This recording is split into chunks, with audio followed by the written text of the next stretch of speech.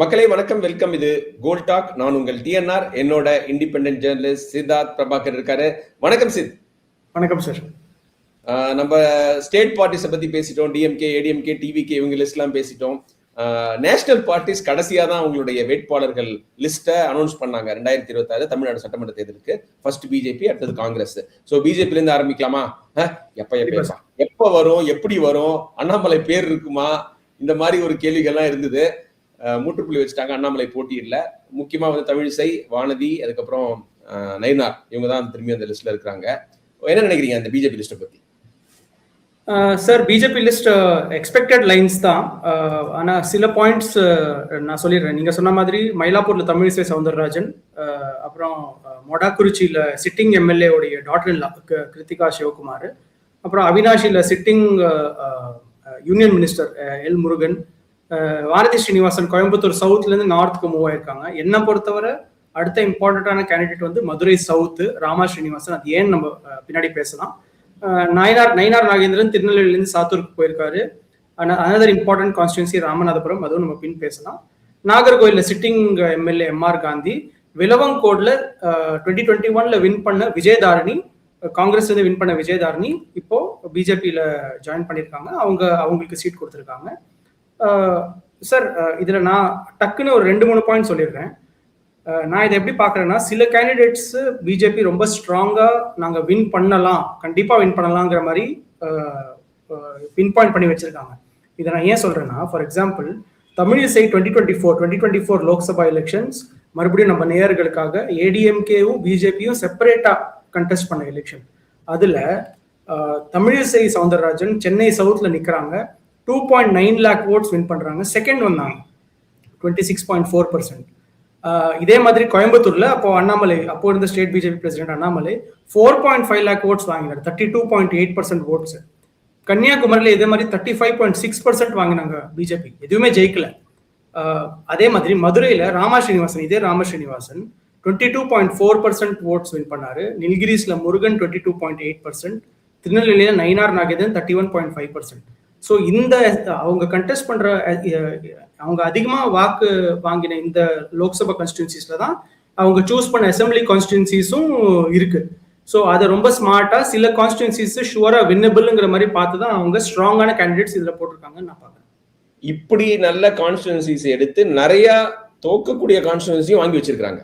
For example திருவண்ணாமலையில ஏடிஎம்கே ஜெயிச்சதே கிடையாது. அந்த தொகுதியை தூக்கி பிஜேபிக்கு கொடுத்துட்டாங்க. அங்க வேலூர் இருக்காரு, இவி வேலு, அங்க போட்டி போறாரு. அவர் வந்து ஆல்மோஸ்ட் இன்வென்சிபிள் அங்க. அதே மாதிரி திருவாரூர்ல ஹிஸ்டரியிலேயே ஜெயிச்சது கிடையாது ஏடிஎம்கே. அங்க கம்யூனிஸ்ட் ஸ்ட்ராங் ஹோல்டு இப்ப திமுகவுடைய கோட்டை ஆயிடுச்சு. அந்த தொகுதியை கொடுத்துருக்காங்க. அதே மாதிரி தஞ்சாவூர், இந்த மாதிரி வெற்றி பெறவே முடியாத தொகுதிகளையும் நீங்க சொன்ன தொகுதிகளுக்கு ஈடா கொடுத்துருக்காங்க ஏடிஎம்கே. இதை கேட்டு வாங்கியிருக்காங்க வந்து நாங்க லோக்சபால நல்லா பண்ணணும்னு சொல்லிட்டு. நீங்க சொன்ன ராம ஸ்ரீனிவாசன் ரொம்ப முக்கியம். திருநெல்வேலியில நயினார் அதிகமா வாங்குறதோ, டிடிவி தினகரன், ஓபிஎஸ் வந்து தேனியிலையும் ராமநாதபுரத்துலயும் அதிக ஓட்டு வாங்குறதோ பிரச்சனை இல்லை. மதுரையில வந்து ஏடிஎம்கே வேட்பாளரை பின்தள்ளி பிஜேபி வேட்பாளர் வந்து அதிக வாக்குகள் வாங்கினது 2024 பெரிய விஷயம். அதெல்லாம் ஏடிஎம்கே செஞ்ச தப்பு. ஒவ்வொரு கேண்டிடேட் சீரியஸா எடுத்துக்கல, அதனால அந்த சீட்டு போயிருக்குது. பட் ஓவராலா நான் திரும்பியும் ஸ்ட்ரெஸ் பண்ணணும்னு நினைக்கிறேன். அந்த சீட் ஷேரிங்ல Edappadi Palaniswami healthy upper hand. 27 seat கொடுத்திருந்தாலும் நிறைய வின்னபிள் சீட்ஸ் கொடுக்கல. அப்புறம் சென்னை கோயம்புத்தூர்ல 100% பிஜேபி 2 சீட்டு கேட்டு வாங்கிக்கணும், அதை கொடுக்கல. ஸோ அதெல்லாம் வந்து சென்னையில ஜெயிக்க போறோம் நம்பிக்கையில வாங்கினாரா என்னன்னு தெரியல. பிஜேபி ஜெயிச்சிடக்கூடாதுன்னு கொடுக்காம இருந்த மாதிரி தோணுது எனக்கு. வேளச்சேரி கொடுத்திருந்தா, டி நகர் கொடுத்திருந்தா பிஜேபிக்கு பெட்டர் சான்ஸோ அப்படின்னு எனக்கு தோணுது. ஸோ அந்த விஷயத்துல எடப்பாடி கொஞ்சம் ஒரு டஃப் டாஸ்க் மாஸ்டர் தான் இருந்திருக்காரு. சார், இதுல எனக்கு 2 பாயிண்ட் இருக்கு. நீங்க கரெக்டா சொன்னீங்க. சென்னையில இன்னும் 2-3 சீட் கண்டிப்பா பிஜேபி வாங்கி இருக்கலாம். நம்ம முன்னாடியே பேசுன மாதிரி வேளச்சேரி தொகுதியில அவங்களோட youth wing president SG Surya ரொம்ப நாளா ஒர்க் பண்ணிட்டு இருக்காரு. ஒரு 2-3 இயர்ஸாவே ரொம்ப ஸ்ட்ராங்கா road by street by street பயங்கரமா ஒர்க் பண்ணிட்டு இருக்காரு. அதே மாதிரி ஹார்பர்ல ரொம்ப ஸ்ட்ராங்கா கருதக்கூடிய வினோஜ் பி செல்வம், அவருக்கு பார்ட்டிலையும் நல்ல செல்வாக்கு இருக்கு. இந்த மாதிரி யங் லீடர்ஸ்க்கு அவங்க கொடுக்காதது வந்து அந்த பார்ட்டிலேயே ஒரு டிஸ்குவைட் நம்ம இங்கிலீஷ்ல சொல்லுவோம், ஒரு மாதிரியான பேசாம வெளிப்படையா பேசாம ஆனா உள்ளுக்குள்ள ஏதோ பிரச்சனை ஓடிட்டு இருக்கு. இதை நான் பர்சனலாவும் எனக்கு ஒரு ரொம்ப சென்னையில ஒரு ரொம்ப இன்ஃப்ளூயன்ஷியலான ஒரு பர்சன் எனக்கு தெரியும். அவரும் அவரோட ஃபேமிலிலையும் கேட்டிருந்தாங்க சீட், மயிலாப்பூர் கேட்டிருந்தாங்க. மறுபடியும் தமிழிசை சவுந்தரராஜனுக்கு மயிலாப்பூர் சீட் கிடைச்சது பிஜேபியுடைய சர்க்கிள்ஸ்ல ஒரு ஒரு பதட்டம்னு சொல்ல முடியாது, ஒரு லோக்கல் தமிழ் சொன்னா காண்ட உருவாக்கி இருக்கு.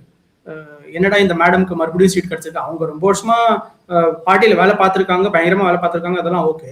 பட் வேற யாருக்காச்சும் கொடுத்துருக்கலாம், யங்ஸ்டர் கொடுத்துருக்கலாங்கிற மாதிரி. பட் இது உண்மை. பிஜேபி ஸ்டேட், அட்லீஸ்ட் சென்னை பிஜேபியில ஏன் மறுபடியும் தமிழிசை சவுந்தரராஜனுக்கு சீட் கிடைச்சிருக்கு, வேற யாருக்காவது கொடுத்துருக்கலாமேங்கிற ஒரு மனநிலை கண்டிப்பா இருக்கு. எரிச்சலை ஏற்படுத்திருக்கு. ஏன்னா அவங்க ஜெயிச்சதே, அவங்க பல இடங்கள்ல தோத்து இருக்கிறாங்க, வெற்றி பக்கமே வந்தது இல்ல. பட் வந்து இது ஒரு லாஜிக்கல் ஸ்டெப்பா பார்க்கலாம். சவுத் சென்னையில இருந்து அதிக வாக்குகள் வாங்கினாங்க. சவுத் சென்னையில இருக்கிற ஒரு தொகுதி வந்து மயிலாப்பூர் அப்படிங்கிற ஒரு கோணத்துல பார்க்கலாம். வினோஜ் பி செல்வம் இன்ஃபேக்ட் டி நகர்ல கிடைக்கணும், அங்க டீ எல்லாம் குடிச்சுட்டு இருந்தார், நிறைய நடந்துகிட்டு இருந்தார், பார்க்லாம் போய் பார்த்துக்கிட்டு இருந்தாரு. நீங்க சொல்ற அதே மாதிரி எஸ்ஜி சூர்யாவும் வேலைச்சேரி நமக்குங்கிற மாதிரி ஒரு பிம்பத்தை கிரியேட் பண்ணாரு. அது வந்து அதுவும் அவருக்கு ஒர்க் அவுட் ஆகல. சார் ஆனா ஒரே ஒரு விஷயம், தமிழிசை பத்தி பேசுற அந்த ஒரே ஒரு பாயிண்ட் நான் சாரி குறுக்கிடுறேன் சார். என்னதான் நம்ம இந்த பிரச்சனைகளை சொன்னாலும் நம்ம முன்னாடி பேசுன மாதிரி அலையன்ஸோடைய பர்செப்ஷன் ஸ்ட்ராங்கா இருக்கு. Edappadi Palaniswami chief minister candidate of ADMK NDA alliance, அவருடைய பிரச்சாரத்தை மயிலாப்பூர்ல இருந்து தான் ஸ்டார்ட் பண்ணார். பிஜேபிக்கு அலாட் பண்ண மயிலாப்பூர்ல இருந்து தான் அவர் ஸ்டார்ட் பண்றாரு. ஸோ இது ரொம்ப சிக்னிபிகண்டான விஷயம். உதயநிதி அதான் சொல்லியிருந்தாரு, நான் வந்து எங்கேருந்து ஆரம்பிக்கிறேன், அவர் எங்கேருந்து ஆரம்பிக்கிறாரு, பிஜேபி வேட்பாளருக்காக ஆரம்பிக்கிறாருன்னு. அப்ப வந்து தமிழிசை பேர் கூட அனௌன்ஸ் பண்ணல, அவங்களும் அந்த வாகனத்துல ஏறி நின்னாங்க. அதெல்லாம் நம்ம பார்த்தோம், பார்க்கலாம். But let's address the elephant in the room. அண்ணாமலைக்கு கிடைக்கல. அண்ணாமலைக்கு வந்து அவரு சொல்றது உண்மையா நம்பலாமான்னு எனக்கு புரியல. நான் வேணான்னு சொல்லிட்டேன், எழுதி கொடுத்துட்டேன், அப்படி இப்படிலாம் சொல்றாரு. பட் வந்து அவருக்கு கோயம்புத்தூர்ல இன்னொரு சீட்டு வாங்காம இருந்ததற்கான காரணம், பிஜேபி வாங்காம இருந்ததுக்கு காரணம் இவரை நிக்க வச்சிருவாங்களோங்கிற பயமா. பிஜேபிலே அவருக்கு எதிர்ப்பு இருக்கு. அவரும் வானதி, தமிழிசை, நயினாருக்குலாம் நல்ல ஈக்குவேஷன் இருக்குதான் நான் நம்பல. ஏன்னா அண்ணாமலையோட இப்போ ஒரு ஒரு இது ஆட்டிடியூட் பாத்தீங்கன்னா, அவர் இங்க இருக்கிற யாரையுமே தன்னோட ஈக்குவலா பார்க்கல. நம்ம வந்து கட் அபவ் த ரெஸ்ட்னு நினைக்கிறாரு. நம்மளுக்கு மேலனா அமித்ஷா, மோடி இவங்க தான் அப்படின்னு நினைக்கிறாரு. அதனால இவங்களோட ஒரு டீமா ஒர்க் பண்ண முடியல அவர் தலைவரா இருக்கும்போது. அந்த வருத்தம் எல்லாருக்குமே இருக்கு. இவருக்கு கொடுக்க வேணான்னு ஏடிஎம்கேவும் நினைச்சிருக்கலாம், பிஜேபி நினைச்சிருக்கலாம், பிஜேபி உள்ளவங்க நினைச்சிருக்கலாம்னு எனக்கு தோணுது. உண்மையிலே மோடியும் அமித்ஷாவும் வாங்கி கொடுக்கணும்னு நினைச்சா கிளியர் கட்டா சொல்லிருக்கேன், எனக்கு அண்ணாமலைக்கு ஒரு சீட்டு வேணும், கோயம்புத்தூர்ல 2 வாங்கி அவருக்கு ஒன்று கொடுத்துடணும் நீங்க அப்படின்னு சொல்லியிருக்கலாம். அவங்களும் சொல்லல. ஸோ அவருடைய ஆதரவாளர்கள்லாம் பயங்கர அப்செட். என்ன எலெக்ஷன், எதுக்காக வேலை பார்க்கணுங்கிற லெவல்ல இருக்கிறாங்க. நீங்க என்ன நினைக்கிறீங்க அண்ணாமலைக்கு சீட் கிடைக்காத பத்தி?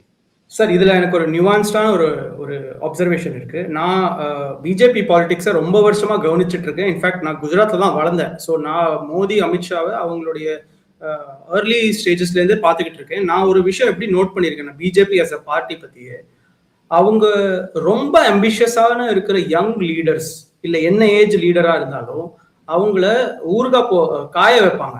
நம்ம ஊறுகாய் போடுற போது காய வைப்போம்ல பழங்கள் எல்லாம், அந்த மாதிரி காய போடுவாங்க அவங்க. சரியா? ரொம்ப அம்பிஷியஸா இருந்தாங்கன்னா அவங்க உடனே அப்படி அப்படியே அவங்களுக்கு சான்ஸ் கொடுத்து அவ்வளவு சீக்கிரமா வளர விட மாட்டாங்க. அவங்க காய வச்சுட்டு இவங்க அரசியல்ல எவ்வளவு நாள் கொட்டை போட்டு இருக்காங்க, எப்படி சான்ஸ் கிடைக்காத போது எப்படி ஹார்ட் ஒர்க் பண்றாங்க அப்படிங்கிறது வந்து பார்ப்பாங்க. இதுக்கு நிறைய உதாரணங்கள் இருக்கு. பிக்கெஸ்ட் நீங்க பாத்தீங்கன்னா சிவராஜ் சிங் சௌஹான் மத்திய பிரதேஷோட 3 டைம் சீஃப் மினிஸ்டரா இருந்தாரு. அவ்வளோ மத்திய பிரதேஷ்ல அவருக்கு அவ்வளவு நல்ல நேம் இருக்கு. அவர் பயங்கரமா அம்பிஷியஸான ஆளு. அவரை மத்திய பிரதேஷ்ல இருந்து ஸ்டேட் பாலிடிக்ஸ்ல இருந்து வெளியே அமிச்சிட்டு சென்டர்ல ஒரு மினிஸ்ட்ரி கொடுத்துட்டாங்க அவங்க. ஸோ இதே மாதிரி எக்ஸாம்பிள்ஸ் எக்கச்சக்கமா இருக்கு பிஜேபியில. ஸோ அண்ணாமலையை அப்படிதான் நம்ம பார்க்கணும். ரெண்டாவது விஷயம், Annamalai is not a RSS person.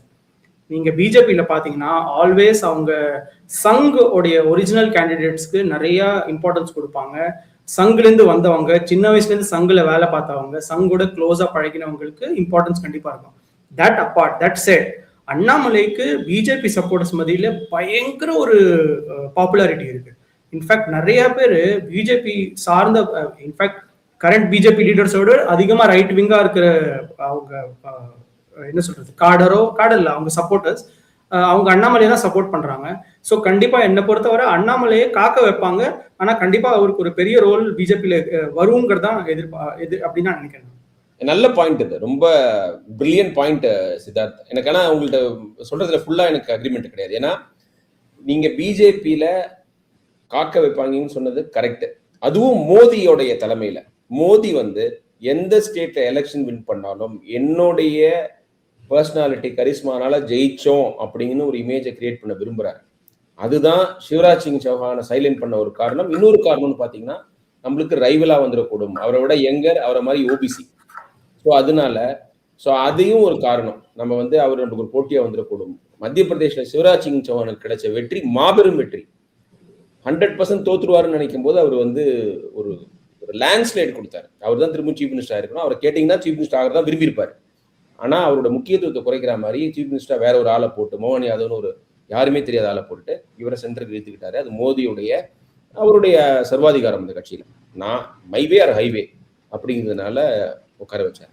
ஜென்ரலாவே எல்லா ஸ்டேட்டையும் பாருங்க, ஒடிஷா, ராஜஸ்தான், சத்தீஸ்கர், எல்லா ஸ்டேட்லயும் அவர் போட்டு இருக்கிற சீஃப் மினிஸ்டர் அந்த ஸ்டேட்ல மோஸ்ட் பாப்புலர் பிஜேபி காரியகர்த்தா கிடையாது, பிஜேபி லீடர் கிடையாது. என்னால ஜெயிச்சிங்க நான் சொல்ற ஆளு, அது யாருக்குமே தெரியாதுன்னா கூட அவங்க தான் chief minister. Bhajan Lal Sharma first time MLA from Rajasthan. So அதனால அது வந்து மோடியோட ஸ்டைல். ஆனா இந்த சங்லேருந்து வரவங்களை நீங்க ப்ரமோட் பண்ணுவாங்கிறது நாட் ரியலி, என்ன சொல்றது, ப்ராக்டிக்கலா நடக்கிறது இல்லை எல்லா இடத்துலையும். அது கன்வீனியன்ஸ் தான் அது. ஃபார் எக்ஸாம்பிள் ஹிமாந்த பிஸ்வ சர்மா இருந்தது காங்கிரஸ், இன்னைக்கு வந்து மண்ணின் மைந்தரான சர்பானந்த சோனோவால சீஃப் மினிஸ்டரா இறக்கிட்டு இவர் வந்திருக்கிறாரு. இன்னைக்கு most visible could be very popular BJP லீடருங்கிற பேர் வாங்கிட்டார். அவர் அந்த அளவுக்கு வன்மத்தோட வெறுப்போட பேசுறாரு. ஸோ அவர் சங்கு கிடையாது. அதனால வந்து அவரு பிஜேபி காரங்களோட அதிகமா வந்து இன்னும் பிரிவை ஏற்படுத்துற மாதிரி பேசுறதுனால அவருக்கு எலிவேஷன் மேல இருக்குது. சுவேந்து அதிகாரி ட்ரெடிஷனல் காங்கிரஸ்மேன், டிஎம்சி போயிட்டு வந்தாரு. அவரு வந்து இப்போ கம்யூனல் டென்ஷனை கிளப்புற மாதிரி பேசுறதுனால அவருக்கும் ஏற்றம் இருக்கு. அதனால பிஜேபி வந்து அவங்க பவருக்கு வரதுக்கு யார் உதவுறாங்களோ அவங்கள பயன்படுத்திப்பாங்க. அண்ணாமலைக்கு ஒரு மைனஸ் என்னன்னு பாத்தீங்கன்னா, ஜெயிக்கல. போன முறை ஜெயிச்சிருந்தாருன்னா அவரோட கிராஃப் எங்கேயோ போயிருக்கும். வெற்றி பெற்றவர்களுக்கு தான் மோடியோட இடத்துல மனசுல ரொம்ப பெரிய இடம் இருக்கும். அவருக்கு தோல்வியே பிடிக்காது, ஏன்னா அவர் தோத்ததே கிடையாது. இன்னைக்கு இந்தியாவில் லாங்கஸ்ட் சர்விங் பப்ளிக் சர்வெண்ட் அவர் தான், பொலிட்டிஷியன். பவன் சாம்லிங்கோட ரெக்கார்டை பீட் பண்ணிட்டார். If you combine Gujarat chief minister post and PM post. அதுவும் ஒரு காரணம். ஜெயிக்காததும் ஒரு காரணம். அரவக்குறிச்சி ஜெயிக்கல ஃபர்ஸ்ட் எலெக்ஷன். பட் நீங்க வந்து அந்த ஒரு இதுல கோயம்புத்தூர் இதுல மக்களவை தொகுதியில ஜெயிச்சிருக்கணும் அப்படின்னு நினைச்சிருக்கேன். பட் அவர் இல்லாதது எனக்கு ஆச்சரியமா இருக்கு. பிஜேபி கார்டர்லாம் பயங்கர டவுன் பீட்டா இருக்கிறாங்க. அப்புறம் காந்திக்கு பதிலாக பொன்னாருக்கு கொடுப்பாங்க அப்படிங்கிற மாதிரி பேச்சு இந்த நாகர்கோவில் இல்லை. அதே மாதிரி விஜயதாரணி திரும்பவும் ரிசைன் பண்ணிட்டு போனவங்க அதே தொகுதிக்கு நிக்கிறாங்க. வானதி வந்து சவுத்ல இருந்து நார்த் மாறினது எனக்கு ஒரு சந்தேகம் வந்தது. செந்தில் பாலாஜி அங்க வராரு, அது தெரிஞ்சிச்சா முன்னாடி உங்களுக்கு? கோவை சவுத் கண்டிப்பா தெரிஞ்சிருக்கும். இன்ஃபேக்ட் நீங்க பாத்தீங்கன்னா வானதி மேடம்க்கு டிஎம்கே அக்ராஸ் த ஐல் பர்சன்ஸோட ஒரு நல்ல ஃப்ரெண்ட்ஷிப், ஓரளவுக்கு ஒரு நல்ல ஒரு ஈக்குவேஷன் இருக்கிற மாதிரி ஸ்ட்ராட்டஜிக்கா மெயின்டைன் பண்றாங்க. ஸ்ட்ராட்டஜிக்கா எல்லாருக்கும் நல்லவருங்கிற ஒரு இது. என்னதான் வானதி ஸ்ரீனிவாசன் ரொம்ப ஸ்ட்ராங் ஆர்எஸ்எஸ் பேக்ரவுண்ட்ல இருந்து வந்தாலும் அவருடைய ஹஸ்பண்ட் வந்து பயங்கர ஸ்ட்ராங். அவருடைய ஸ்பீச்ல நான் ஒரு ஆர்எஸ்எஸ் ரேலி நான் எக்ஸ்பிரஸ்ல இருந்தபோது கவர் பண்ணும்போது நான் பார்த்துட்டு ரொம்ப ஸ்ட்ராங் ஆர்எஸ்எஸ் ஃபேமிலி அவங்க. அப்படி இருந்தும் அவங்க அக்ராஸ் த ஐல் பாலிடிக்ஸை வந்து ரொம்ப என்ன ரொம்ப மென்மையா பேசுவாங்க. ரொம்ப திமுக கனிமொழி மாதிரி. திமுக பிடிக்காதவங்க கனிமொழி மேடம் நல்லவங்க, பண்பானவங்க, அன்பானவங்கன்னு சொல்லுவாங்களா, அதே மாதிரி வானதி மேடம் பிஜேபி தீவிரமா இருக்கிறவங்களாம் நல்லா பேசுறாங்க அப்படின்னு. அது ஐ திங்க் ஒரு கல்டிவேட்டட் இமேஜ் நான் நினைக்கிறேன். அது வந்து எதுக்கு இருக்கட்டும் அப்படிங்கிற மாதிரி ஒரு இமேஜ். அந்த இமேஜ் இன்ஃபேக்ட் நயனா நாகேந்திரனுக்கும் இருக்கு. அவர் நான் திமுக பக்கம் தான் போவார்னு நினைச்சேன். பிஜேபி இன்ஃபேக்ட் திமுக பக்கம் அவர் போயிருந்தா அவரோட கெரியர் இன்னும் பெட்டரா இருக்கும்னு எனக்கு தோணுது. திருநெல்வேலி மாவட்டத்துல முக்குளத்தூர் சமூகத்தில இருந்து ஒரு பெரிய தலைவர் திமுக இல்ல. இன்ஃபேக்ட் லாஸ்ட் மினிஸ்ட்ரியில ரெப்ரசன்டேஷன் இல்லாத மாவட்டம் திருநெல்வேலி. அப்பாவு வந்து சபாநாயகர் ஆகிட்டாங்க. இவர் திமுகக்கு போயிருந்தாருன்னா, திரும்ப திருநெல்வேலி ஜெயிச்சிருந்தாருன்னா மினிஸ்டர் ஆயிருப்பாரு. சார் அதுக்கு வாய்ப்பு இருக்கு சார். சிபிசிஐடில ஒரு கேஸ் இருக்கு. சோ அதுக்கு வாய்ப்பு இருக்கு. நான் ஒரு திமுக பக்கம் போயிடுவார்னு நினைச்சேன். அவர் பிஜேபி முன்னாடி போயிடுவாரு. நம்ம சேனல்லே நம்ம பேசியிருக்கோம். பிஜேபி மட்டும் வாஷிங் மிஷின் பாலிடிக்ஸ் பண்ண, டிஎம்கேவும் பண்றாங்க. ஸோ டிஎம்கே மறுபடியும் ஆட்சி அமைச்சாங்கன்னா கண்டிப்பா நயினார் நாகேந்திரன் டிஎம்கே போறதுக்கு வாய்ப்பு கண்டிப்பா இருக்கு. நீங்க சொன்ன எல்லா ஃபேக்டர்ஸை வச்சு பார்த்தா அப்புறம் ஃபைனலா இது வந்து எனக்கு பிஜேபியோட ஓவரால் ஒரு ஒரு அவங்களுடைய ஆட்டிடியூட் இன் சீட் ஷேரிங், அதுக்கப்புறம் அந்த கேண்டிடேட் செலெக்ஷன் பார்த்தா தமிழ்நாட்டை பத்தி அவங்க ரொம்ப சீரியஸா இல்லாத மாதிரி எனக்கு தோணுது. ஏடிஎம்கேக்கு அப்பர் ஹேண்ட் கூட கொடுத்துட்டு தோக்கட்டும், அதுவே நம்மளுக்கு வெற்றின்னு நினைக்கிற மாதிரி தான் எனக்கு தோணுது. ஏன்னா அசர்ட்லாம் பண்ணல, அடிமையா இருக்காங்கன்னு எல்லாம் சொல்றாங்கல்ல, அந்த மாதிரிலாம் இல்லை. எடப்பாடி வந்து நான் 5 சீட்டு எக்ஸ்சேஞ்ச் பண்ண போறாங்கன்னு ஒரு பேச்சு வந்தது இடையில. அண்ணாமலைக்கு சீட்டு வேணும், அவர் வந்து வெங்கடேசனுக்கு சீட்டு வேணும், அவருக்கு சீட்டு வேணும், இவருக்கு சீட்டு வேணும், இதுக்கெல்லாம் நம்ம வந்து தொகுதிகள் கேட்டிருக்காங்க அப்படின்னு. ஒரு தொகுதி கூட மாத்தல, ஒண்ணு கொடுக்கல. அவங்க வந்து பிஜேபிக்கு கொடுக்கல. ஒரு இது சிங்காநல்லூர் கொடுப்போம், கவுண்டம்பாளையத்தை கொடுப்போம், அண்ணாமலை நிக்கட்டும் அப்படிலாம் அவங்க முயற்சியே பண்ணல. ஏன் செந்தில் பாலாஜி கோவை சவுத்து வந்துட்டாரு, இவங்க வந்து அண்ணாமலை நிக்க வைக்கலாம்ல, நாங்க கோவை சவுத்து கொடுத்துடுறோம், செந்தில் பாலாஜி அண்ணாமலை ஃபேஸ் பண்ணட்டும் அப்படின்னு சொல்லியிருக்கலாம்ல. அப்படி கூட ஒரு டாக்டிக்கலா ஒரு கேம் ஆடி இருக்கலாம்ல. ஏடிஎம்கே எதுவுமே செய்யல. They did not cede an inch இந்த இதை தொகுதிகளை பொறுத்த வரைக்கும். அதை நான் சொல்லணும்னு நினைச்சேன். பட் ஏன்னா ஆனா கிளியர் கட்டா ஒரு நீங்க ஆரம்பத்தில் யூஸ் பண்ண அந்த வேர்டு டிஸ்குவைட் இருக்கு பிஜேபி கார்டர்ஸ் கிட்ட. They are not really enthusiastic at all. சென்னையில இவ்வளவு பெரிய சிட்டில ஒரே ஒரு சீட்டு, அதுவும் வந்து தமிழ் சைடு எடுத்துட்டு போயிட்டாங்க. என்ன பண்ண போறாங்க? ஸோ பாப்போம் சார். நான் 5 செகண்ட்ஸ்ல சுருக்கமா முடிச்சிடுறேன் லாஸ்ட் பாயிண்ட், அதுக்கப்புறம் நம்ம காங்கிரஸ் கேண்டிடேட் டிஸ்கஸ் பண்ணலாம். சார் எனக்கு தெரிஞ்சு அமித்ஷா மோடி இருக்கிற பிஜேபிக்கு எப்பவுமே ஷார்ட் டேர்ம் பிளான் கிடையாது, லாங் டேர்மா தான் இருக்கும். அவங்க வந்து எப்படி இதை அந்த ஒரு கால்குலேஷன்ல தான் இந்த மாதிரி நீங்க சொல்ற ஒரு அன்இன்ட்ரெஸ்டடான ஒரு கேண்டிடேட் செலெக்ஷன், ஒரு பேச்சுவார்த்தை and allowing this internal fights to internal squabbles to come out, இது வந்து வெரி அன்பிஜேபி லைக். பட் அது ஏதோ ஒரு part of long term plan இருக்கலாம் அப்படின்னு நான் நினைக்கிறேன். ஓகே. ஆனா அவங்களோட மெயின் இது என்னன்னா டிஎம்கே வர்சஸ் பிஜேபின்னு வரணும். விஜய் வந்து டிவிகே வர்சஸ் டிஎம்கேன்னு சொல்றாருல, அதெல்லாம் கிடையாது. நாங்க தான் அவங்களோட பொலிட்டிக்கல் ஐடியாலஜிக்கல் எல்லா ரைவல்ஸும் நாங்க தாங்கிறத அவங்க எஸ்டாப்ளிஷ் பண்ணணும்னு நினைக்கிறாங்க. இந்த பைனரி பாலிடிக்ஸ் ஹெல்ப் பண்ணணும்னு நினைக்கிறாங்க. அதனாலேயே ஏடிஎம்கே தோக்கும் அழியும் அப்படிங்கிறது வந்து அவங்களுடைய ஒரு ஹிடன் அஜெண்டாவா இருக்கும்னு தோணுது. ஆனா இவ்வளோ அந்த லிஸ்ட்டை பார்த்தோன்னே ஏங்க இதுக்குதான் இவ்வளோ சீனா, புதுசா யங்ஸ்டர்ஸ் போடுற மாதிரி எல்லா இடத்துலயும் புது புது யங்ஸ்டர்ஸை நிறுத்துற மாதிரி கடைசி வரைக்கும் வந்து இந்த லிஸ்ட் ரிலீஸ் பண்ணாம இருந்தாங்க. சரி, பிஜேபி தான் எப்படின்னு பார்த்தா காங்கிரஸ் அதுக்கு மேல நேத்திக்கு தான் வந்து கடைசி வேட்பாளர் 28ல மேலூர் தொகுதிக்கான வேட்பாளர் நிறுத்திருக்காங்க. ஓவராலா காங்கிரஸோடைய வேட்பாளர் லிஸ்ட் பத்தி உங்களுடைய கருத்து? சார் நான் சொல்ல வேண்டிய விஷயங்கள் வந்து 28 அனௌன்ஸ் பண்ணிட்டாங்க. 12 சிட்டிங் எம்எல்ஏஸ். ரொம்ப குறிப்பிடணும்னா தாரகை கத்பர்ட், அவங்க ஃபிஷர்வுமன் கம்யூனிட்டிலேருந்து வராங்க. ஸோ அது ஒரு பெரிய ஹிந்துல இன்னைக்கு ஒரு பெரிய ஆர்டிகல் வந்திருக்கு அதை பத்தி. எவ்வளவு வருஷத்துக்கு அப்புறம் அந்த கம்யூனிட்டில இருந்து ஒரு சீட் கொடுத்திருக்காங்க. இல்ல, ஏற்கனவே அவங்க வந்து விலவங்கோட்ல எம்எல்ஏவா இருந்தவங்க, விலவங்கோட்ல இருந்து குளச்சலுக்கு அவங்களை புஷ் பண்ணிருக்காங்க. குளச்சலுக்கு வந்தவங்க தொகுதி மாத்திட்டு விலவங்கோட்ல ஒரு கிறிஸ்டியன் பாஸ்டர் போட்டிருக்காங்க. அது கூட கான்ட்ரவர்சி எழுப்பியிருக்கு. அவர் கேரளால இருக்காரு, அவர் கேரளா அவர் இங்க போட்டிருக்காங்களான்னு கேட்டிருக்காங்க. ரொம்ப அப்புறம் இன்ட்ரெஸ்டிங்கான விஷயம் வந்து சிங்காநல்லூர்ல மக்கள் நீதி மையம்ல 2021ல போட்டியிட்ட ஸ்ரீநிதி, அவங்களுக்கு ஸ்ரீநிதி நாயுடுன்னு காஸ்ட் நேம் அவங்களுக்கே தெரியலன்னு சொல்றாங்க, அவங்களுக்கு கொடுத்துருக்காங்க. இது காங்கிரஸ்குள்ளேயே ஒரு பிரச்சனையை உண்டாக்கிருக்கு. புதுசா அவங்களுக்கு நீங்க சீட் கொடுத்துட்டீங்க அப்படிங்கிற மாதிரி. இதே மாதிரி பெண்ணகரத்துல பிஎம்கே லீடர் ஜி.கே. மணியுடைய son, prominent film producer GKM. Tamilkumaran, அவர் ஜாயின் பண்ண உடனே அடுத்த நாளே சீட்டு கொடுத்த மாதிரி இருக்கு. அதுக்கும் தர்மபுரியில ஒரு லோக்கல் காங்கிரஸ் லீடர்ஸ் பயங்கரமா ப்ரொடெஸ்ட் பண்ணியிருக்காங்க. ஆனா அவருக்கு சீட் கிடைச்சிருச்சு. அவர் ஒரு பெரிய ஒரு மணி பேக் அவர் கண்டிப்பா வித்துருக்காங்களா அப்படி கேக்குறாங்க எல்லாரும். நான் சொல்லல, அதுவும் ஒரு 1 year பெல்ட். சோ அவர் கண்டிப்பா ஒரு நியாயம் கிடையாது. அதாவது இப்போ இவங்க இந்த கார்த்தி சிதம்பரம் மத்தவங்க எல்லாம் பேசுறாங்கல்ல, அவங்க எல்லாம் குரல் எழுப்பணும். மாணிக்கம் தாக்கூருக்கு இதெல்லாம் பிரச்சனை கிடையாதா? போன வாரம் வந்துட்டு இந்த வாரம் சீட்டு வாங்குறது வந்து நாட் அன் இஷ்யூவா உங்களுக்கு? கேக்குறேன்னா எல்லாத்துக்கும் பேசுறாங்கல்ல, பிராங்கா இதுக்கு பேசணும். அதுக்கப்புறம் வந்து கடைசியா அனௌன்ஸ் பண்ண கேண்டிடேட் வந்து விஸ்வநாதன் ஃபார் மேலூர். சார் அதுக்கு முன்னாடி 2 பாயிண்ட் நான் சொல்லிடுறேன், ரொம்ப இன்ட்ரெஸ்டிங்கான விஷயங்கள். சார் ஒண்ணு வந்து வேளச்சேரி எம்எல்ஏ அசன் மௌலானாக்கு மறுபடியும் சீட் கொடுத்துருக்காங்க.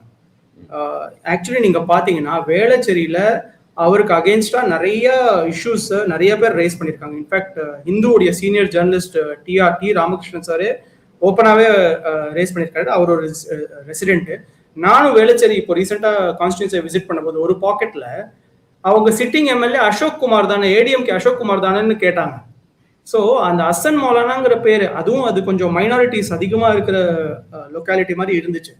அங்கேயே வந்து அசன் மௌலானா நேமுக்கு ரீகால் வேல்யூ இல்லை. பிளஸ் நம்ம friend Om Jaswin, Times of India reporter, Times of இந்தியாலேயே நிறைய அசன் மௌலானா பண்ண நிறைய இஷ்யூஸ்க்கு அகேன்ஸ்டா ஆர்டிகல்ஸ் வந்திருக்கு. ஸோ எப்படி காங்கிரஸ் இதை சரியா ரீட் பண்ணல, டிஎம்கே எப்படி இதுக்கு இன்புட் கொடுக்கலங்கிற மாதிரி, அதாவது காங்கிரஸ், அதாவது சென்னை டிஎம்கேயோட கோட்டை. ஸோ அதுல அசன் மௌலானா அகேன்ஸ்டா நிறைய அதிருப்தி இருக்கு. அது ஒரு பெரிய மைனஸ் பாயிண்ட் நினைக்கிறேன் இந்த லிஸ்ட்ல. ரெண்டாவது நீங்க சொன்னது காரைக்குடி, கார்த்தி சிதாராம் சொன்னீங்க, மாங்குடிங்கிற சிட்டிங் எம்எல்ஏக்கு சீட் கொடுத்துருக்காங்க. என்ன பொறுத்தவரை இது ரொம்ப சூப்பரான டஃப் கான்டெஸ்டா இருக்க போகுது. ஏன்னாக்க கார்த்தி சிதம்பரம் ரீசெண்டா நேத்து பண்ற பிரச்சாரம். அசன் மௌலானா பத்தி நான் சொல்லிடுறேன், அதுக்கப்புறம் நீங்க மாங்குடிக்கு. அசன் மௌலானா டிஎம்கேயோட நல்ல ஈக்குவேஷன் வச்சிருக்காரு, அது சீட் கிடைக்கிறது ஒரு காரணம். அப்புறம் இஸ்லாமியரா இருக்கிறதுனால ரெப்ரசன்டேஷன் வேணுங்கிறது அவருக்கு ஒரு ஸ்ட்ரென்த். அவர் மழையும் போது கொஞ்சம் வாயை விட்டாரு, அதெல்லாம் கெட்ட பேர் வந்தது. ஜென்ரலாவே அவருக்கு ஒரு பெரிய நல்ல பேர் இருக்கிற மாதிரி எனக்கு தெரியல. அதனாலேயே மாதவரம் ஷிஃப்ட் ஆனங்கிற ஒரு பிளான்லாம் இருந்தது. மாதவரத்துல சீட்டு கேட்டதா போயிட்டு இருந்தது. அவர் வந்து இவருக்கோ அவரோட தம்பிக்கோ யாருக்கோ கேட்டாங்க அப்படின்னு நான் கேள்விப்பட்டேன். ஸோ ஆனால் அங்கே மாதவரம்ல வந்து அவங்களுக்கு சுதர்சனம் மாவட்ட செயலாளர் அதெல்லாம் ரொம்ப ஸ்ட்ராங்கான ஆள் இருக்கிறதுனால கொடுக்கல. ஸோ அதனால எப்படியோ தப்பிச்சு வாங்கிட்டாரு. கோட்டையில ஒரு இடத்த வாங்கிட்டாரு. ஜெயிப்பாரா அப்படிங்கிறத பார்க்கணும். பட் வந்து அவங்களும் ஒரு பெரிய இதெல்லாம் பண்ணல. ஒரு ஒரு ஒரு மாற்றம் கொண்டு வரணும், புது ஆட்களை இறக்கணும் அப்படிங்கிற மாதிரிலாம் காங்கிரஸ் முயற்சி செய்யல. ரைட். காரைக்குடியில வந்து இப்ப மாங்குடி, சீமான், இது தேர்போகி பாண்டி, அதுக்கப்புறம் பிரபு ஆஃப் டிவிக்கு 4 பேர் போட்டிடுறாங்க. ஆமா சார். இதுல எப்படின்னா, நான் ஏன் இதை இன்ட்ரெஸ்டிங் கான்டெஸ்டா இப்போ உணர்றேன்னா, கார்த்தி சிதம்பரம் ஒரு ரொம்ப அரசியல ரொம்ப நுணுக்கமா கவனிக்கிற லீடர்னு நம்ம பார்க்கணும். ஸோ அவரு இப்போ ரீசெண்டா முந்தா நேத்தோ பிரச்சாரத்துல சீமான் காரைக்குடியோட ரெசிடென்ட் இல்ல, அவரு வந்துட்டு போவாரு, எலெக்ஷன் டூரிஸ்ட், அதனால அவருக்கு ஓட் போடாதீங்க. என்னை பொறுத்தவரை 8%, 10% வாங்குற ஒரு கட்சியுடைய லீடர், அவரோட கட்சியோட தலைவராகவே இருந்துட்டு போட்டோம். அவருக்கு அகெயின்ஸ்டா கார்த்தி சிதம்பரம் மாதிரி ஒரு சீனியர் லீடர் பிரச்சாரத்துல பேசுறாருன்னா கண்டிப்பா சீமான் காரைக்குடியில கண்டெஸ்ட் பண்றதுக்கு ஒரு தாக்கம் இருக்கிற மாதிரி நான் பாக்குறேன். கண்டிப்பா அவர் சீமான ஒரு த்ரெட்டா பாக்குற மாதிரி. எனக்கு அவர் டிவிக்கேங்கிற பார்ட்டி நேம கூட சொல்லல, கேண்டிடேட் நேம கூட சொல்லல. நான் கார்த்தி சிதம்பரம் சொல்றேன் அந்த பிரச்சாரத்துல. ஸோ அதனாலதான் நான் எப்படி உணர்றேன்னா, கண்டிப்பா இது ஒரு நல்ல ஃபைட்டா இருக்கும்னு நினைக்கிறேன் இந்த காரைக்குடியோட கான்டெஸ்ட். To be watch. அவரை பத்தி பேசியிருக்காரு, அந்த டிவிகே பிரபுவை பத்தி பேசியிருக்காரு. டாக்டர்ன்றாங்க, அவர் வேலை பாக்குறாரா, ரீல்ஸ் போடுறாரா, எப்ப பாரு ரீல்ஸ் தான் போட்டுட்டு இருக்காரு அப்படின்னு அவரையும் சொல்லியிருக்காரு. அவர் அதெல்லாம் அவரையும் விட்டு வைக்கல. பட் கார்த்தி சிதம்பரம் வந்து இப்ப கனிமொழி சென்னையில இருக்காங்க, தூத்துக்குடியில போட்டிட்டு போது சொல்லுவாரா, ஏன் வந்து உங்க ஊர்ல போட்டிடாம இங்க வந்து போட்டிடுறீங்க, அவர் வெளியூருக்காரங்கன்னு சொல்லுவாங்களா? கேட்டா வந்து இல்ல அவங்க ரெகுலரா தொகுதிக்கு போவாருன்னு சொல்லுவாங்க. எல்லாமே இந்த கன்வீனியன்ஸ் தாங்க. எலெக்ஷன் சமயத்துல நீங்க இப்ப எடப்பாடி பழனிசாமி பேசுறதுல அநியாயமா இருக்குது. இவங்களும் திமுகவும் பேசுறதுல சலைச்சவங்க இல்லைன்னா கூட அவர் உதயநிதி பத்தி பேசுறது என்னால அது ரொம்ப சகிக்கவே முடியல. ரொம்ப பிலோ தி பெல்ட். அதெல்லாம் வந்து not fair at all. Anyway, அப்புறம் வந்து நம்ம கடைசியா மேலூர்ல வந்து விஸ்வநாதன் முன்னாள் காஞ்சிபுரம் எம்பியை நிறுத்திருக்காங்க. இது ஒரு கூகுளி. அவர் தான் நிக்க போறான்னு யாருக்குமே தெரியாது. ஏன் கூகுளினா, மேலூர் வந்து ஒரு பொது தொகுதி. அந்த பொது தொகுதியில பட்டியலினத்தை சேர்ந்த ஒருத்தரை நிறுத்திருக்கிறாங்க. இதுக்கு பின்னாடி ஒரு பெரிய ஒரு புரட்சி தான் காரணம், புரட்சி செய்யணுங்கிறது ஒரு காரணமாக ஒரு கேள்வி இருக்குது. இன்டர்னல் பாலிடிக்ஸ் வேற யாருக்கும் கொடுத்துடக்கூடாது, மாணிக்கம் தாகூரோட மாமனாருக்கு கொடுத்துடக்கூடாது, சுதர்சன நாச்சியப்பனோட பையனுக்கு கொடுத்துடக்கூடாது, இந்த மாதிரி டைனமிக்ஸே ஒரு கிடைச்சிருக்குன்னு சொல்றாங்க.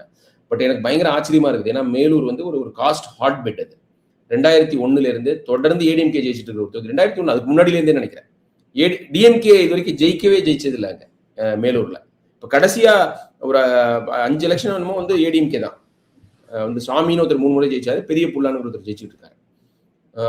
அதோட முக்கியம், தலித் மக்களுக்காக ஒதுக்கப்பட்ட பஞ்சாயத்துல நின்று ஜெயிச்சதுனால கொலை செய்யப்பட்டாரு மேலவளவு முருகேசன். அவருடைய ஊர் வந்து மேலூர் பக்கம் தான், அது அந்த மேலூர் தொகுதி தான் வரும்.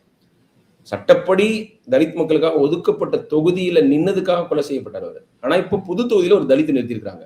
ஏற்கனவே நிறைய எதிர்ப்பு காங்கிரஸ்ல இருந்தே வருது. வெளியூருக்காரன்னா அல்லது வந்து அவர் வந்து அவருடைய ஐடென்டிட்டியா எனக்கு என்ன காரணம் தெரியல. பட் ஓவரால் நிறைய விவாதத்தை கிளப்பிருக்கு சித்தார்த். சார் கண்டிப்பா சார். இந்த தலித் கொஸ்டின் இந்த எலெக்ஷன்ல ரொம்ப பெரிய பேசும் பொருளா ஆகியிருக்கு. அதை பத்தி நம்ம இன்னொரு வீடியோ நம்ம பேச போறோம் சார். ஆனா இந்த மேலூர் கேண்டிடேட்டோடைய நீங்க கரெக்டா சொன்ன இந்த தலித் ஜெனரல் கான்ஸ்டியூன்சில இவங்க வேட்பாளரை அறிவிக்கிறது ஒரு ரொம்ப ப்ரோக்ரெசிவான ஒரு விஷயம்.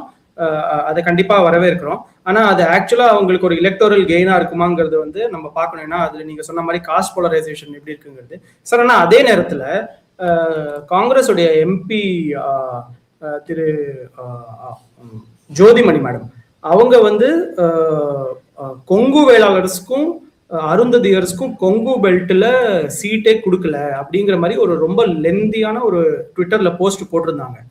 கேண்டிடேட் செலெக்ஷனே சரியில்லைங்கிற மாதிரி ஒரு போஸ்ட் போட்டிருந்தாங்க. ஆனா தலித் கேமராங்கிற ஒரு ட்விட்டர் ஹேண்டில், அவங்க வந்து தலித் பாலிடிக்ஸ் ரொம்ப கூர்ந்து கவனிக்கிற ஒரு ஹேண்டில். அவங்க என்ன சொல்லியிருக்காங்கன்னா, காங்கிரஸ் வந்து மற்ற சீட்ல 4 அருந்ததியர்ஸ சீட் கொடுத்துருக்காங்க. ஸோ இது வந்து தலித்ஸ்லயே கொஞ்சம் பேக்வர்டா இருக்கிற அருந்ததியர்ஸ்க்கு ரெப்ரசன்டேஷன் கொடுக்கறது வந்து ஒரு நல்ல விஷயங்கிற மாதிரி அவங்க ஒப்பீனியன் வந்து ஜோதிமணி சொன்னது வந்து கொங்கு வேளாளர்ல உட்பிரிவு கொடுத்துருக்காங்க. அதுலயே சப்காஸ்ட் இருக்கு, அதுக்கு கொடுத்துருக்காங்க அப்படின்லாம் சொன்னாங்க. அப்ப கேட்கறாங்க, இப்ப உட்பிரிவு எல்லா பிரிவும் பார்த்து கொடுக்கணுமாலும் சில பேர் கேள்வி கேட்டிருந்தாங்க. அதுல எல்லாம் சில கன்ஃபியூஷன் இருக்கு. அப்புறம் தலித் கேமராவோட இதை வந்து நம்ம ஸ்டாட்ஸை கொஞ்சம் ஒரு பிஞ்ச் ஆஃப் சால்ட்டோட பார்க்கணும். ஏன்னா நிறைய வந்து அது அவர் நிறைய சொல்லுவார். அவர் இண்டிவிஜுவல் எனக்கு தெரியும், பேர் முஸ்லீமா கன்வெர்ட் ஆயிருக்காரு. ஐ திங்க் பிஹெச்டி எல்லாம் பண்ணியிருக்காரு. நான் ரொம்ப வருஷம் நான் பார்த்துக்கிட்டு இருக்கேன். அவர் அருந்ததியர் வாய்ஸா இருக்காரு. அவரோட வாய்ஸ்லாம் நம்ம ரெஸ்பெக்ட் பண்றோம். பட் அவர் கொடுக்குற ஸ்டாட்டை வந்து நம்ம இன்னும் கொஞ்சம் ஆராய்ச்சி பண்ணணும்னு எனக்கு தோணும். அந்த 4 பேரும் வந்து அருந்ததியரா, அதுவும் வந்து தேவேந்திர குல வேளாளர் உள்ள சீட்லாம் அருந்ததியர் கொடுத்துருக்காங்க. அதெல்லாம் அப்படிலாம் வந்து கொடுப்பாங்களா அப்படிங்கிற கேள்வி எனக்கு எழுது. அதே சில பேர் கேட்டிருந்தாங்க கீழே, ஏங்க இந்த தொகுதியில வந்து பறையரும் தேவேந்திர குல வேளாளர் அதிகமா இருக்கிறாங்க, அதுல வந்து அருந்ததியர் கொடுத்தது கரெக்டானு கேட்டிருக்காங்க எலக்ட்ரலி. ஸோ அதனால நம்ம அதுல கொஞ்சம் அதை இன்னும் கொஞ்சம் இது பண்ணணும், எக்ஸாமின் பண்ணணும்னு நினைக்கிறேன் அந்த காம்போசிஷன். பட் அவங்க ஆரம்பத்துலேருந்தே வந்து ஒரு வாய்ஸை ரைஸ் பண்ணிட்டு இருந்தாங்க, இது சரியில்லை, கேண்டிடேட் செலக்ஷன் சரியில்லை அது இதுன்னு. பட் திரும்பவும் அதை வந்து வெளிப்படுத்தியிருக்காங்க. ஓவராலா அவர் ரொம்ப ஃப்ரஸ்ட்ரேட் ஆகி செல்வ பிறந்தக்கு நான் எலெக்ஷனுக்கு அப்புறம் ரிசைனே பண்ணிடுவேன் டிஎன்சிசி பிரசிடென்ட் போஸ்ட். கரெக்ட். அவர் என்ன சொல்றாருன்னா, சொல்லு அவர் வந்து எனக்கு ரொம்ப சர்ப்ரைசிங்கா இருந்துச்சு. இது எனக்கே சர்ப்ரைசிங்கா இருந்துச்சுன்னா, இவர் இந்த கொடுத்த இந்த ஸ்டேட்மெண்ட் மீடியால பெருசா பிளே அப் ஆகல. என்னை பொறுத்தவரை செப்பரேட்டாவே அவரை பத்தி ஒரு எழுதி, எனக்கு செல்வ பெருந்தகை பத்தி டாக்டர் திருமாவளவனும் பேசியிருக்காரு. அவரு நேத்து கொடுத்த ஒரு பிரஸ் மீட்ல, ஐ திங்க் 2006ல நான் போட்டியிடறதா இருந்தேன், ஆனா வேற ஒருத்தர் வந்து கேட்டாரு, சொல்ல போனோம்னா செல்வம்ங்கிற செல்வ பெருந்தகை தான் கேட்டாரு, அவருக்கு கொடுத்தங்கிற மாதிரி பேசுறாரு. ஸோ என்னை பொறுத்தவரை செல்வ பெருந்தகை இந்த எலெக்ஷனுக்கு அப்புறம் டிஎன்சிசி பிரசிடென்ட்ல இருந்து விலகிறது வந்து ஒரு கண்டிப்பா ஒரு இன்னும் கொஞ்சம் ப்ராமினென்ட்டா நியூஸ் அனாலிசிஸ் மாதிரி பண்ணிருக்கலாம். பட் மேபி அது அவங்க எல்லாருமே எதிர்பார்க்கறாங்கன்னு நினைக்கிறேன். கிளம்பிடுவாரு, பெரிய பாப்புலர் லீடரும் இல்லை, நிறைய கான்ட்ரவர்ஷியல் பர்சன் தான் அவரு. எனிவே வந்து பட் என்னோட ஃபைனல் தாட்ஸ் சித்தார்த், இந்த விஷயத்தை பொறுத்த வரைக்கும் 2 நேஷனல் பார்ட்டிஸும் leave a lot to be decide. அதாவது நீங்க காங்கிரஸ் இன் பர்டிகுலர், நாங்க வந்து மதத்தை பயன்படுத்தி பிரிக்கல அது இதெல்லாம் சொன்னாலும் அன்ப்ரொஃபஷனல் பார்ட்டிங்க. இப்போ நீங்க மதுரைக்கு சீஃப் மினிஸ்டர் போறாரு, அங்க ஒரு மேலூருக்கு கேண்டிடேட்டே நீங்க அனௌன்ஸ் பண்ண மாட்டேறீங்க. ஸோ இதெல்லாம் வந்து என்ன எலெக்ஷன் ஜெயிக்கணும்னு நினைக்கிறீங்களா, என்ன நினைக்கிறீங்க நீங்க? அந்த எப்போ குழுலாம் போட்டாச்சு, 28 சீட்டை எப்பயோ அனௌன்ஸ் பண்ணியாச்சு, எந்த ஒரு ப்ரிப்பேர்ட்னஸும் இல்லை. உண்மையிலேயே வந்து காங்கிரஸுக்கு ஓட்டு போடணும்னு நினைக்கிறவங்க கூட கடுப்பாகும்.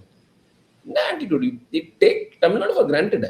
நாங்கள் நல்ல அலையன்ஸ்ல இருக்கோம், எங்களை ஜெயிக்க வச்சிருவாங்கிற ஒரு திமிரு மெதப்பு தானே இது. ஐடியாலஜிலாம் விட்டுருங்க. பிஜேபியும் சரி ஓகே லேட்டாக தான் அனௌன்ஸ் பண்ணாங்க. பட் காங்கிரஸுக்கு என்ன, நீங்க ஒரு பெரிய கட்சியா இருந்தீங்க, திரும்பி வளரணும்னு நினைக்க வேண்டாம். எந்த முயற்சியும் எடுக்கிறது கிடையாது. ஆனால் ஜெயிக்கணும், பெரிய கட்சி. நாங்கள் யார் தெரியுமா, காமராஜர் ஆட்சி கொடுத்தோம். அவரெல்லாம் அப்படி டெடிக்கேட்டாக ஒர்க் பண்ணாங்க. என்ன ஒர்க் பண்றாங்க? 0 ஒர்க்கு. ஆனால் வந்து உங்களுக்கு எல்லாத்தையும் கொடுத்துடணும், தூக்கி ராஜ்யசபா சீட்டு கொடுக்கணும், 40 சீட்டு கொடுக்கணும். என்ன பண்ணியிருக்கீங்க தமிழ்நாட்டில்? அந்த ஒரு பிஜேபி கூட ஸ்லைட்லி பெட்டர், ஐடியாலஜி மோசமாக இருந்தால் கூட ஏதோ வந்து கூட்டம் போடுறது பேசுறது அப்படின்னு ஒர்க் பண்ணிட்டு இருக்காங்க கிரவுண்ட் லெவலில். சார் நான் 5 செகண்ட்ஸ் சொல்லி முடிச்சிடுறேன். நீங்க சொன்ன பாயிண்ட்ல ஜஸ்ட் ஒரு செரியும் அந்த ஐசிங் மாதிரி, ராகுல் காந்தி இன்னும் தமிழ்நாட்டுக்கு ஏன் பிரச்சாரத்துக்கு வரல, இதோட முடிச்சிடுறேன்.